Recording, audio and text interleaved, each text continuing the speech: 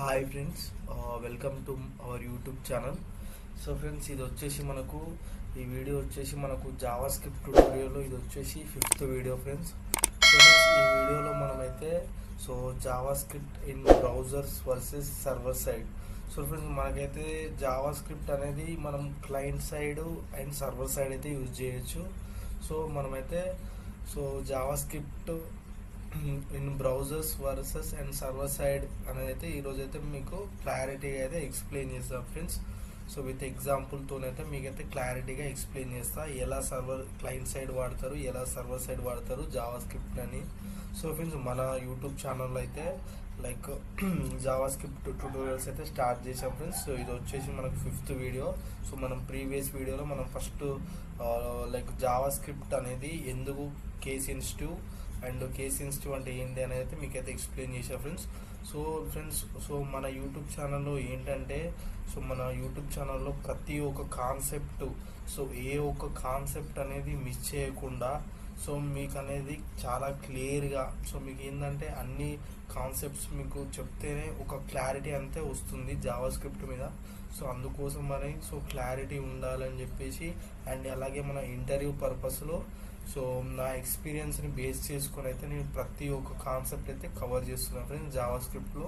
ఏ ఒక్క కాన్సెప్ట్ అనేది మిస్ చేయకుండా స్టార్టింగ్ నుండి మీరైతే వీడియో చూడకపోతే ఒకసారి వెళ్ళి చూడండి, మన జావా స్క్రిప్ట్ ట్యూటోరియల్ అని ఉంటుంది.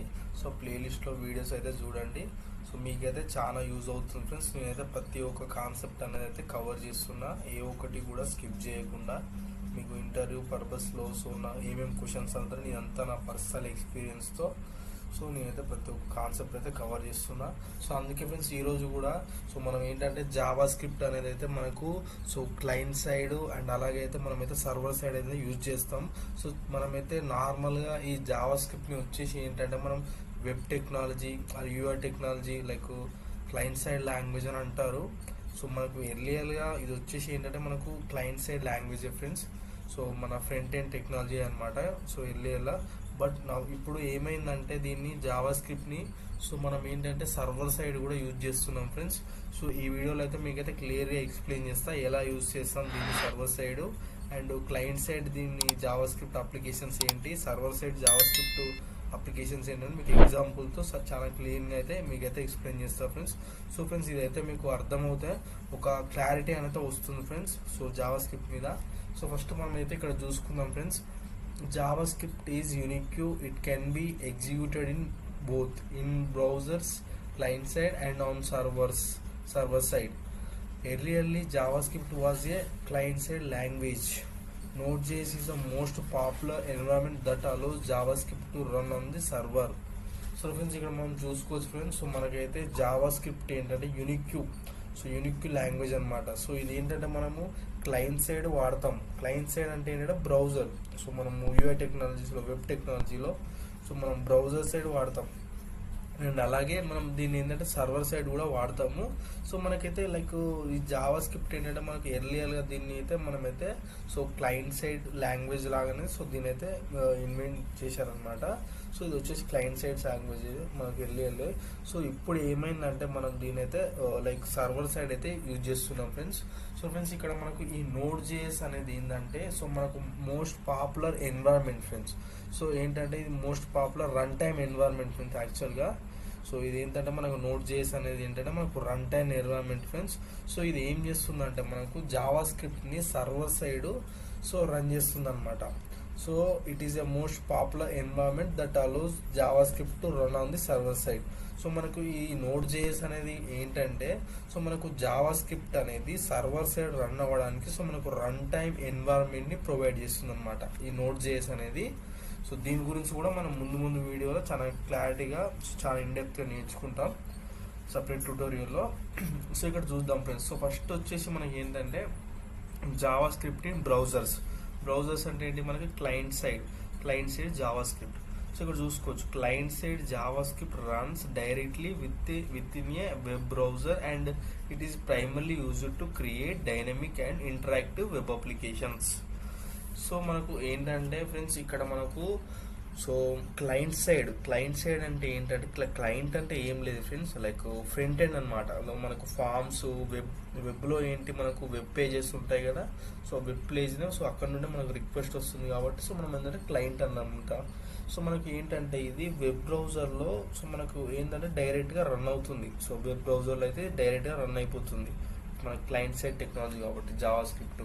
అండ్ ఇది ఏంటంటే మనకు క్లయింట్ సైడ్ వచ్చేసి సో మనకు మెయిన్గా ఈ డైనమిక్ అండ్ ఇంటరాక్టివ్ వెబ్ అప్లికేషన్ని క్రియేట్ చేయడానికి అయితే మనం జావా స్క్రిప్ట్ని వాడతాం. ఇక్కడ డైనమిక్ అంటే ఏం లేదు ఫ్రెండ్స్, కంటెంట్ అనేది చేంజ్ అవుతుంది, user to user content change అవుతుంది. ఇక్కడ ఇంటరాక్టివ్ అంటే ఏంటంటే సమ్ లైక్ HTML బటన్స్ అయినా లైక్ చేంజ్ అవుతూ ఉంటాయి అనమాట. సో ఇంటరాక్టివ్గా సో మీరు దాని మీద కర్సర్ పేజ్ చేంజ్ అవ్వడం, సమ్ అలర్ట్ మెసేజ్ రావడం, సో ఇలా ఇంటరాక్టివ్ వెబ్ పేజెస్ని క్రియేట్ చేయడానికి అయితే మనం క్లయింట్ సైడ్ జావా స్క్రిప్ట్ని యూజ్ చేస్తాం. సో ఇక్కడ చూసుకోవచ్చు Java script as several popular client side frameworks and libraries that help developer build interactive and dynamic and efficient web applications. So friends మనకు వచ్చేసి ఏంటంటే ఈ జావా స్క్రిప్ట్కి లైక్ క్లయింట్ సైడ్ చాలా popular libraries frameworks అయితే ఉన్నాయి friends. So ఇవి ఏంటంటే మనకు డెవలపర్స్కి సో ఇంటరాక్టివ్గా సో డైనమిక్గా వెబ్ అప్లికేషన్స్ అయితే మనకు క్రియేట్ చేయడానికి యూజ్ చేస్తాం. సో ఫ్రెండ్స్ అవి ఏంటంటే మనకు వచ్చేసి రియాక్ట్ ఫ్రెండ్స్. సో ఆల్రెడీ మనకి మోస్ట్ పాపులర్ లైబ్రరీ అనమాట ఇది Java script library. So already తెలిసే ఉంటుంది. సో యాంగులర్, సో ఈ యాంగులర్ అంటే ఏంటంటే మనకు ఫ్రంట్ ఎండ్ ఫ్రేమ్వర్క్ అనమాట, most popular front end framework. So Vue.js కూడా అంతే ఫ్రెండ్స్. సో ఈ jQuery, సో ఇవి వచ్చేసి అంటే మనకు popular frameworks and libraries. So ఇక్కడ ఎగ్జాంపుల్ చూద్దాం మనం, లైక్ ఇంటరాక్టివ్ అండ్ డైనమిక్ అన్నాం కదా, so client side applications. So ఇక్కడ ఎగ్జాంపుల్స్ చూద్దాం. So form validations before submission to the server. So మనకి ఏంటంటే సో మనము లైక్ లాగిన్ పేజ్ అయినా ఏదైనా ఉంటే అందులో వ్యాలిడేషన్స్ వస్తాయి కదా, enter valid password, enter valid user name, so అలా వ్యాలిడేషన్స్ పర్ఫార్మ్ చేయడానికి.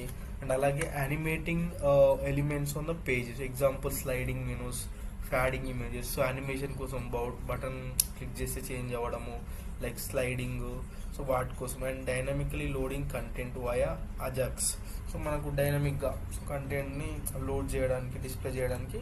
సో ఇది వచ్చేసి మనకు client side JavaScript friends. So next చూసుకుంటే మనకి ఏంటంటే JavaScript on the server side. So మనకు server side JavaScript, server side JavaScript is executed on a web server rather than the client's browser. Node.js is the most popular environment that allows JavaScript to run the server. So friends మనకు ఏంటంటే ఈ server side JavaScript అనేది ఏంటంటే so మనకు web బ్రౌజర్లో కాకుండా ఏంటంటే మనకు వెబ్ సర్వర్లో అయితే రన్ అవుతుంది అనమాట, ఎగ్జిక్యూట్ అవుతుంది. సో ఈ వెబ్ సర్వర్లో అయితే మనకు జావా స్క్రిప్ట్ ఎగ్జిక్యూట్ అవుతుంది మనకు వెబ్ బ్రౌజర్లో కన్నా. సో అది సో ఇక్కడ మనకు ఆల్రెడీ ఇంతకుముందు చూసాం. So Node.js is the most popular environment that allows JavaScript to run on the server. మనకు server side JavaScript run అవ్వడానికి Node.js అనేది ఏంటంటే మనకు రన్ టైమ్ ఎన్వైరన్మెంట్ అయితే ప్రొవైడ్ చేస్తుంది. సో ఇక్కడ చూడొచ్చు server side JavaScript used to handle the back end logic such as managing databases, processing HTTP request and serving web pages. Node.js is the most popular runtime for executing JavaScript on the server. So friends మనకు ఈ server side ఏంటంటే మనకు Java స్క్రిప్ట్ని use చేసి ఏం చేస్తామంటే so ఈ back end logics ఉంటాయి కదా మనకు సర్వర్ సైడ్ లాజిక్స్, ఈ Node.js ఎక్స్ప్రెస్ని యూజ్ చేసి మనం రాస్తామన్నమాట. సో వాళ్ళ లాజిక్ని సో ఆ లాజిక్లో ఏముంటాయంటే సో మనకు డేటాబేస్ని కనెక్ట్ చేయడం, అలాగే సమ్ లైక్ డేటాబేస్ ఆపరేషన్ కోసం routers, so routing and HTTP రిక్వెస్ట్ని హ్యాండిల్ చేయడము. అదే రూటర్స్ అయితే రాస్తాం ఫ్రెండ్స్. సో మెయిన్గా కనెక్ట్ చేయడానికి డేటాబేస్ని రూటర్స్ HTTP రిక్వెస్ట్ తీసుకొని సో మనం వాటికి like fetching, cut operations, display చేయడానికి, డేటాను స్టోర్ చేయడానికి, ఎడిట్, అప్డేట్ చేయడానికి, సో రూటింగ్ కోసం వాటి గురించి అయితే మనం అయితే వాడతాం అన్నమాట సర్వర్ సైడ్ ఈ Node.js.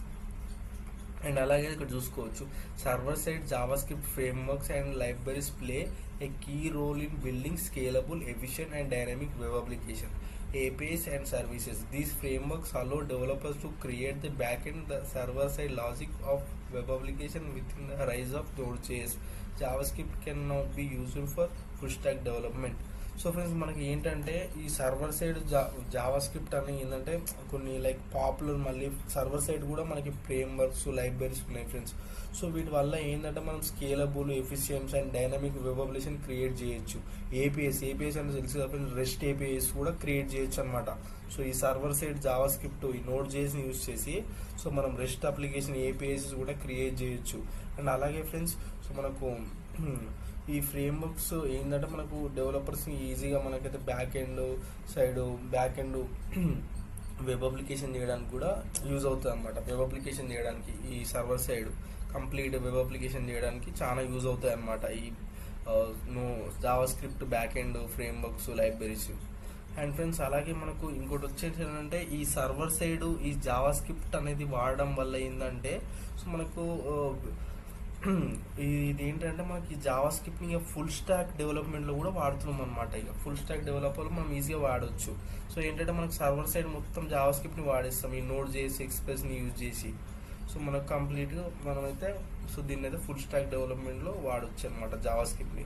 సో మనకు server side some popular frame works and libraries చూసుకుంటే ఇక్కడ చూడవచ్చు. మనకు ఎగ్జాంపుల్ ఎక్స్ప్రెస్ జేఎస్ ఒకటి ఫ్రెండ్స్, ఇది ఒక frame work. Next JS and mongoose. So mongoose అనేది ఏంటంటే సో మనకు మాంగోడిబి డేటాబేస్ను లైక్ మన నోడ్ జేఎస్ని కనెక్ట్ చేయడానికి. సో ఈ జేఎస్ అండ్ వెబ్ టోకెన్ ఏంటంటే మనకు అథెంటికేషన్ లేకపోతే సెక్యూర్ డేటా కోసం అయితే మనం ఇదైతే వాడతాం. Node mailer, so mails send చేయడానికి అయితే వాడతాం. ఇంకా చాలా అయితే మనకు ఫ్రేమ్ వర్క్స్ సో మనకు అలాగే ఏంటి లైబ్రరీస్ అయితే ఉన్నాయి ఫ్రెండ్స్. సో బ్యాక్ ఎండ్లో మనం జావా స్క్రిప్ట్ వాడడానికి.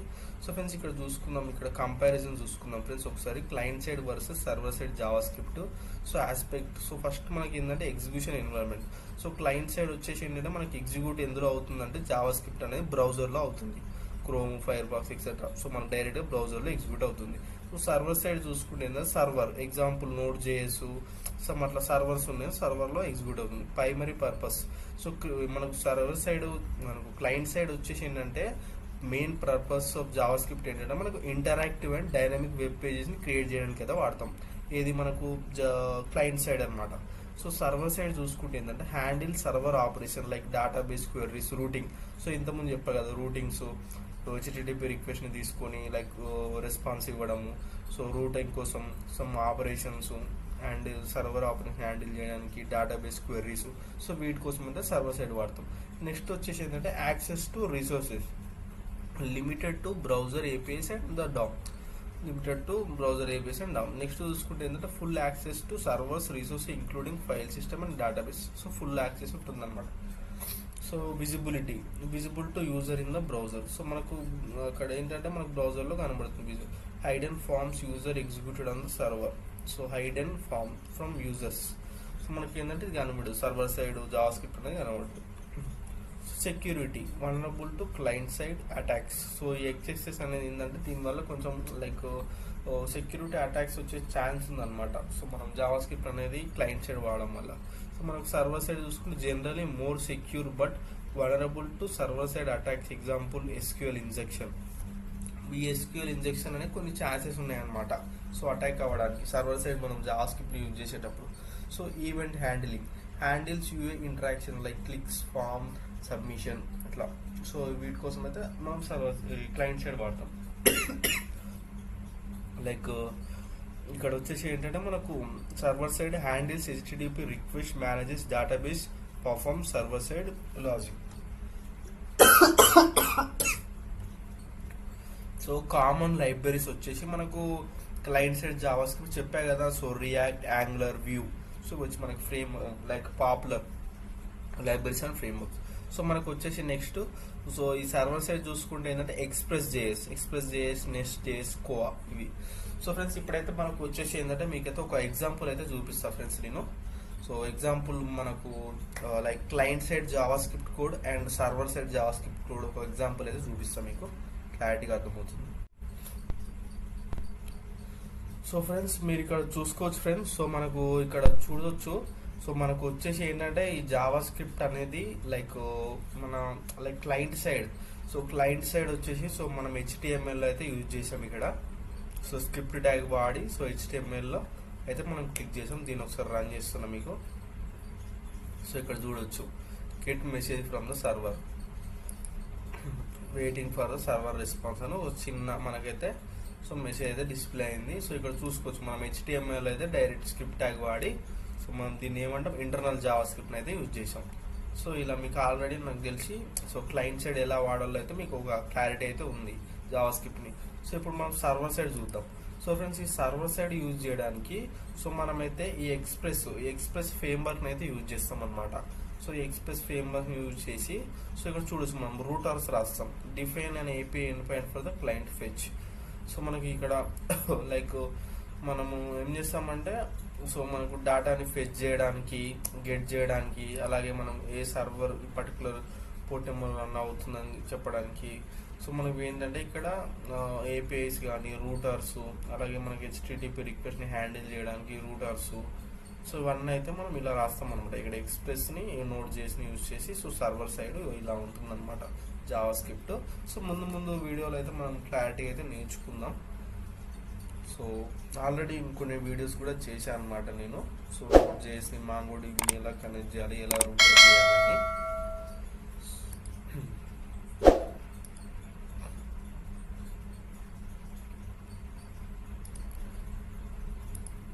సో ఫ్రెండ్స్ చూసారా ఫ్రెండ్స్, సో ఈరోజైతే మీకైతే అర్థమైంది అనుకుంటున్నా ఫ్రెండ్స్. సో ఒక క్లారిటీ అయితే వచ్చింది అనుకుంటున్నా. సో జావా స్క్రిప్ట్ని ఎలా లైక్ క్లయింట్ సైడ్ వాడతాం అండ్ ఎలా సర్వర్ సైడ్ వాడతాం. సో ఏంటంటే మనకైతే ఇవన్నీ అయితే మనము ఫౌండేషన్స్ అనేది సో బేసిక్స్ అనేది చాలా క్లారిటీగా అయితే అర్థం కావాలి ఫ్రెండ్స్. సో మనకి ఇవన్నీ అయితే ఒక క్లారిటీ వస్తే సో మనం ఈజీగా అప్పుడు ఇంటర్వ్యూలో కూడా సో వాళ్ళు అడిగే క్వశ్చన్స్కి ఈజీగా మనం అయితే ఆన్సర్ అయితే చేయగలుగుతాం. సో అండ్ ఈజీగా అయితే మనకు కూడా నేర్చుకోగలుగుతాం. సో ఫ్రెండ్స్ సో మరి నెక్స్ట్ వీడియోలో అయితే మనము ఇంకా డెప్త్గా అయితే వెళ్ళిపోదాం జావా స్క్రిప్ట్కి. సో నెక్స్ట్ ఉన్న కాన్సెప్ట్ అయితే చూద్దాం జావా స్క్రిప్ట్లో. So please like this video and subscribe to my YouTube channel. Thanks for watching.